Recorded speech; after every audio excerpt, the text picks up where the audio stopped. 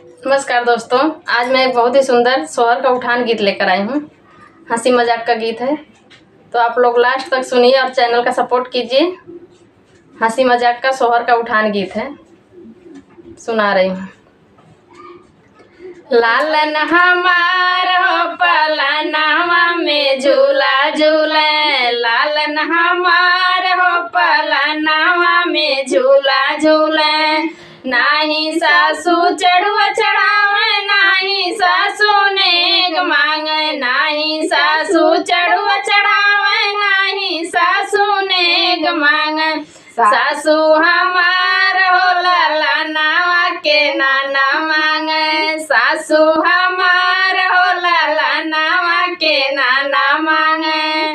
लालन हमार हो पलनावा में झूला झूले, लालन हमार हो पलनावा में झूला झूले।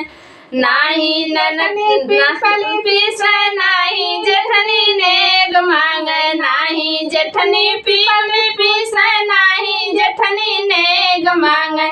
जेठनी हमार हो ललनावा के पापा मांगे, जेठनी हमार हो ललनावा के पापा मांगे।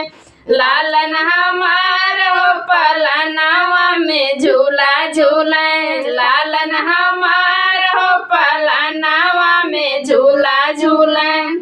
नाही ननदी सौरी लिपे, नाही ननदी काजल लगावे, नाही ननदी सौरी लिपे, नाही ननदी काजल लगावे। ननदी हमार हो ललनावा के मामा मांगे, ननदी हमार हो ललनावा के मामा मांगे।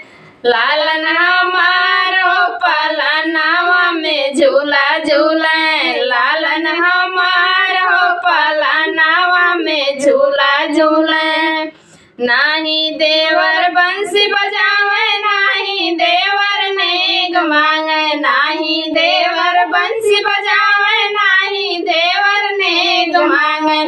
देवर हमार हो ललनावा के बुआ मांगे, देवर हमार हो ललनावा के बुआ मांगे।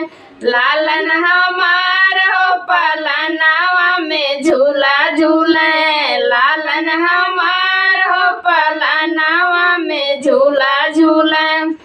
नाही गोतिन सोहर गावे, नाही गोतिन नेग मांगे, नाही गोतिन सोहर गावे, नाही गोतिन नेग मांगे। गोतिन हमार हो खाए के रसगुल्ला मांगे, गोतिन हमार हो खाए के रसगुल्ला मांगे। लालन हमार हो पलनावा में झूला झूले, लालन हमार हो पलनावा में झूला झूले।